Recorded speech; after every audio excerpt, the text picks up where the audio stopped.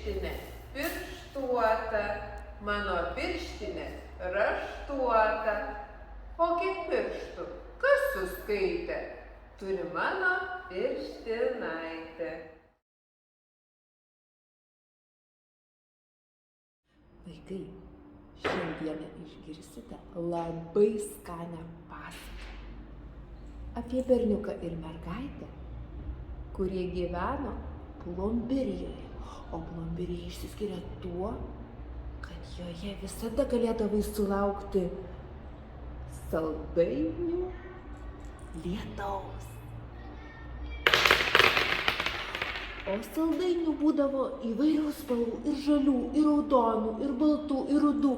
Jeigu suvalgydavai baltą saldainį, galvodavai, kad tu valgai plombirinius ledus. Bet jeigu tu suvalgydavai rudą saldainį, tu galvodavai, kad valgai šokoladą. Ir šie du vaikai, jie kaskart laukdavo atsilenkančio saldainių lietaus. Vaikai, o ar jūs norėtumėte sulaukti to